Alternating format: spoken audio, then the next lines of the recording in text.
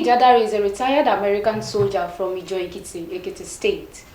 Upon his retirement after 23 years in the American Army, he returned to Nigeria and settled in his hometown in the Gbonyin local government of Ekiti State.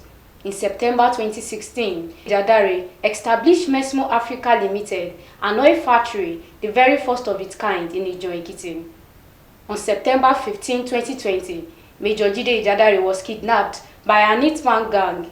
Here, Ijadare narrates his 4-day ordeal in the hands of the kidnappers. On 15 September 2020, around 12:30 and 1:30 p.m., we were invaded there by some. When I say here, in front of this building, I was standing there with a gentleman that came to do business with us. He is the one that sews our factory uniform, hats, and all other linen that we needed to market our products here.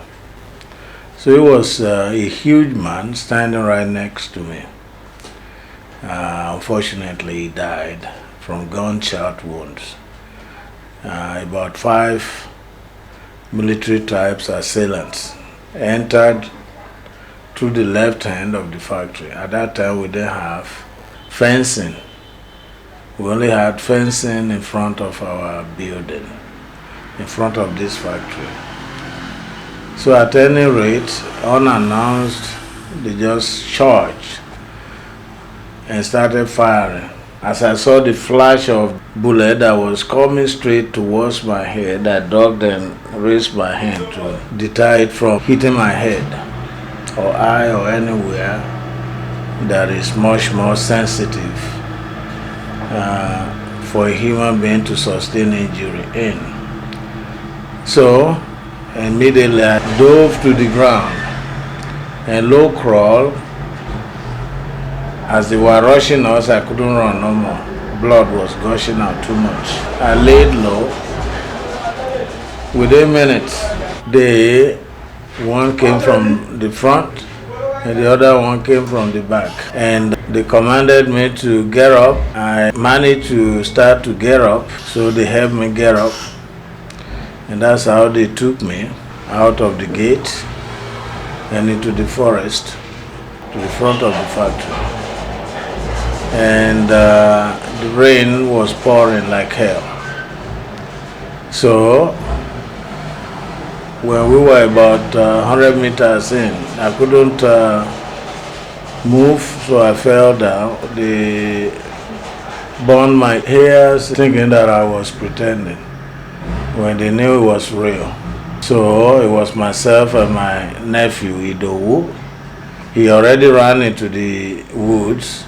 When he didn't know anything about me, he came out of the farms there and started walking towards us. As I was taking across the road, they saw Idowu and then commanded them to join us. And to God be the glory, he was the one that actually helped to save my life, because my system was depleted of blood. He was the one they told to carry me on one side, and one of the kidnappers carried me on the other and drove me to where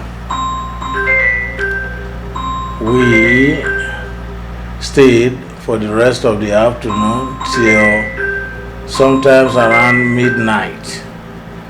That's when they marched us to relocate us deep down towards farmlands here to close by here, no more than 2 miles from here, inside the forest and farms.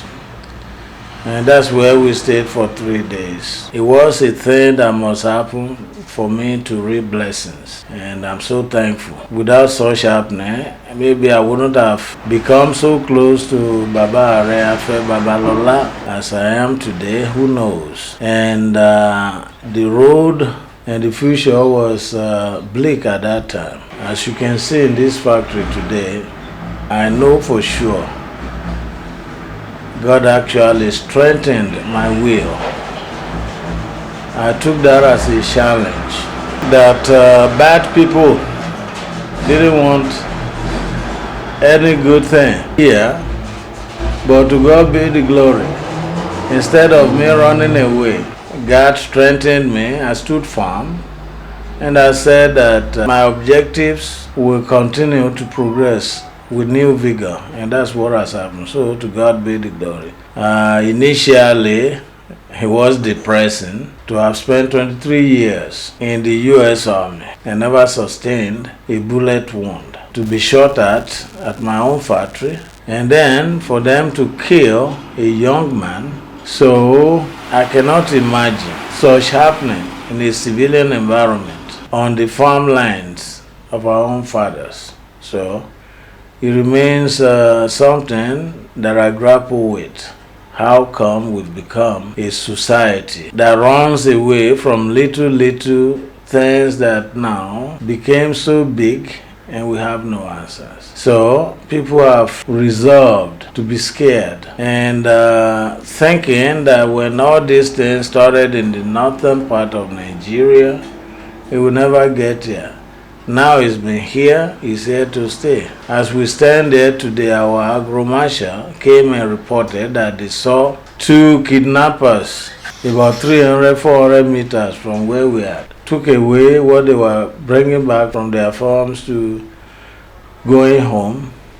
So you can just imagine, what are we going to do? Do we run away and bury ourselves in the ground? So we are going to be here and doing everything necessary to keep us safe. So that's where we are. On that day, I never thought about anything but to marshal down and continue to do our business. So that business almost went underground, but for God's sake, God gave us the courage to think through and come back.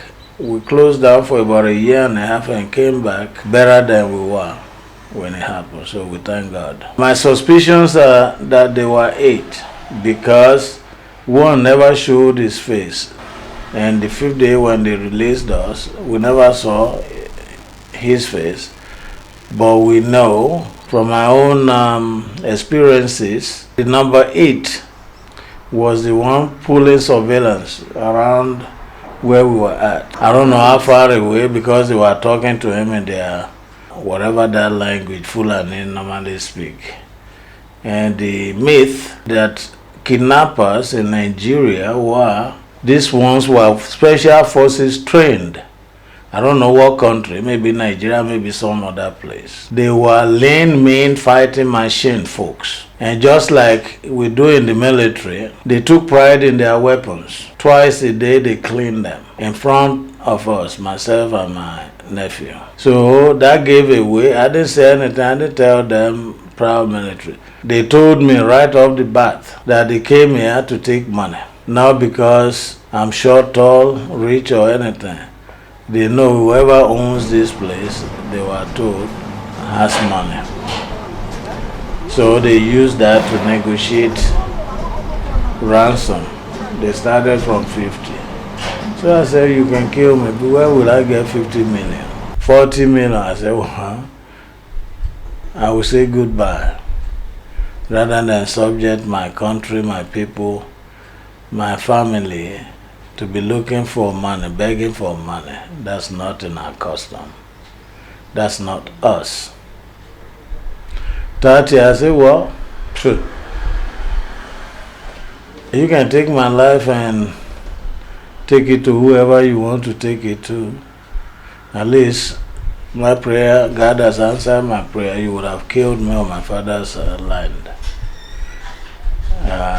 Whether they want it, they will find me there. It's not too far from here. It's still Ijan land.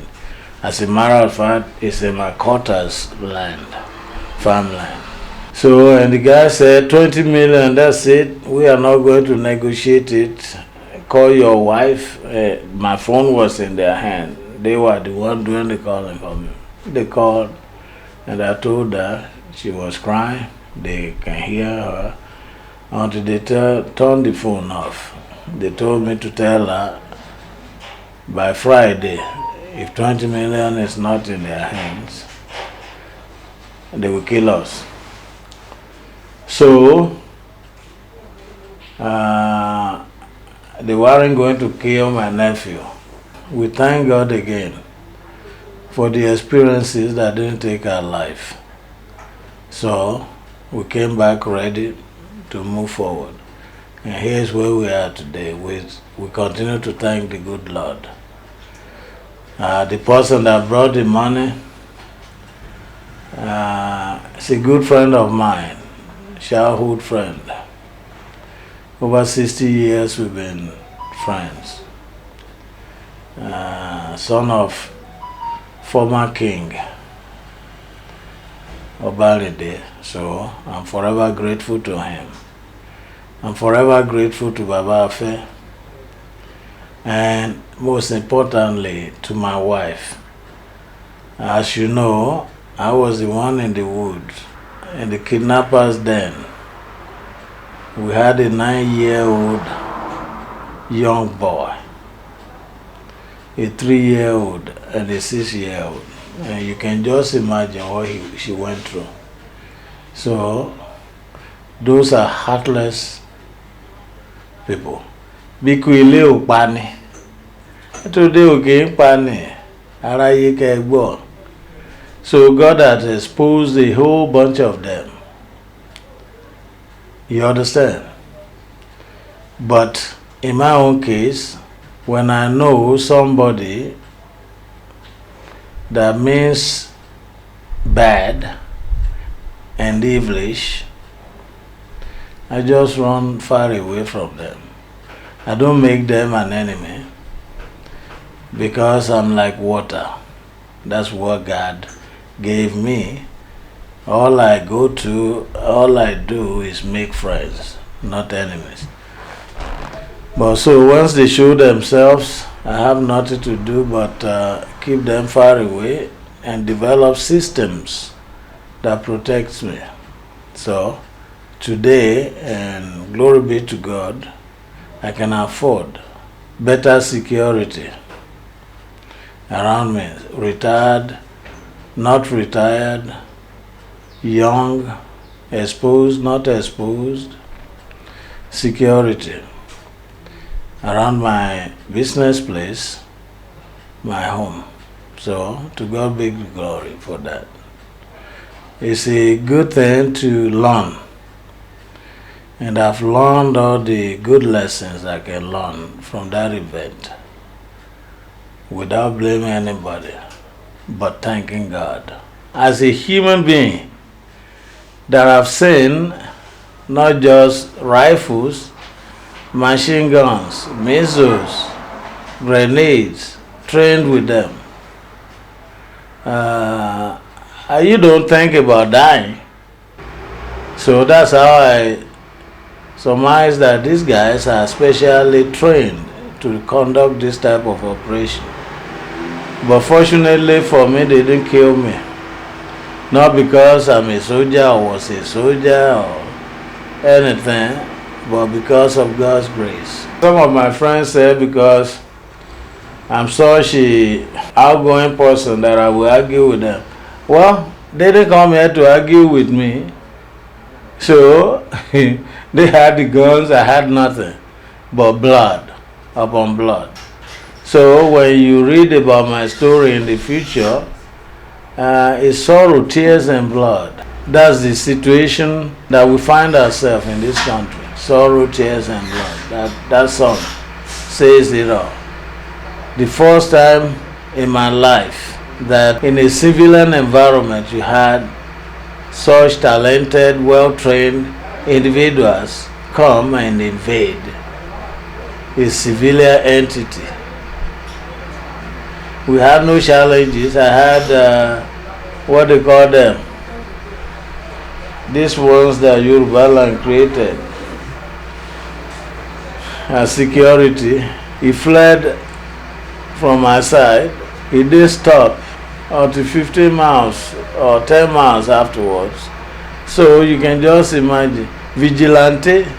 So it wasn't a fun thing to go through, and like I told you, it wasn't anything I prepared for or anything that my training gave me, other than me seeing a bullet coming at me. The young man that was standing right by me, they sprayed him because he was a huge guy. They thought he was my security. And they even told me that they hated police, that they thought my security guard was a police officer that wasn't in uniform. So may God keep that young man and rest him in perfect peace forever. Well, not instructions. They gave the person that will bring the money, 20 million, to make sure none of it was tracked. They had the machine. They didn't show me no machine. Whether they had the machine at that time or not, it doesn't concern me. I just want to get the hell out of there.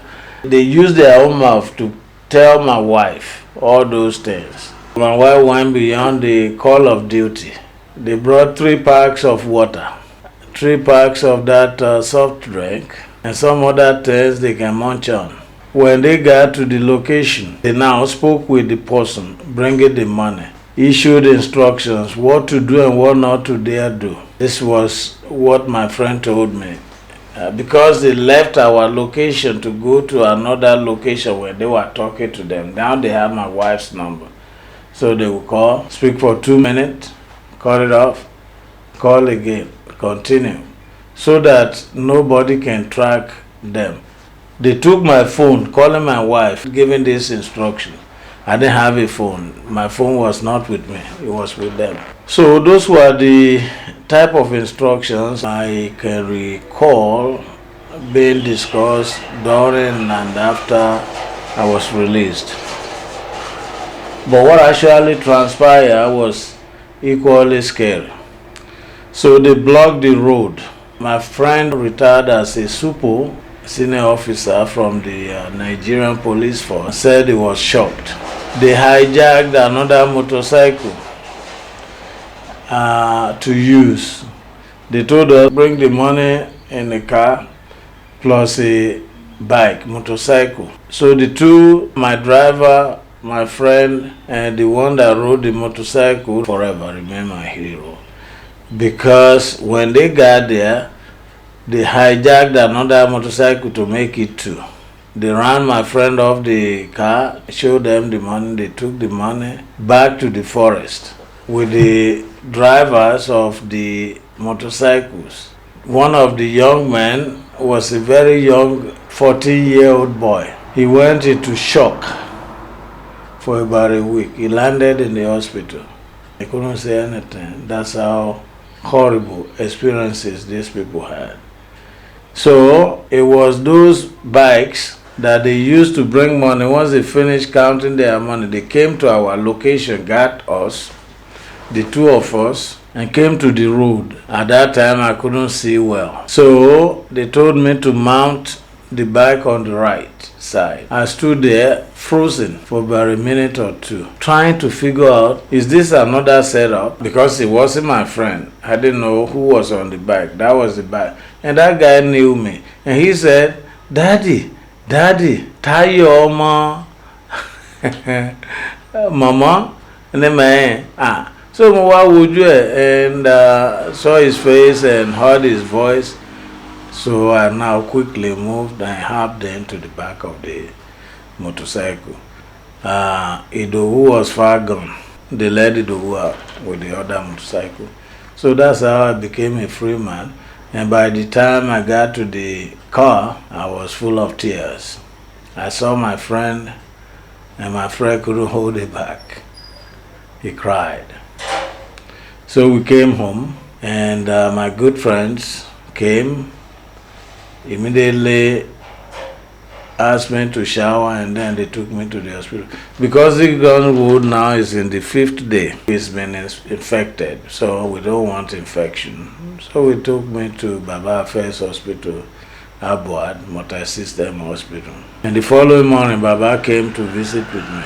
alongside the Commissioner of Police. Baba didn't let me pay a dime for surgery and being kept there for 15 days. So you can see the marvelous work of good God. That's it on the first part of Major Jide Ijadare kidnap story.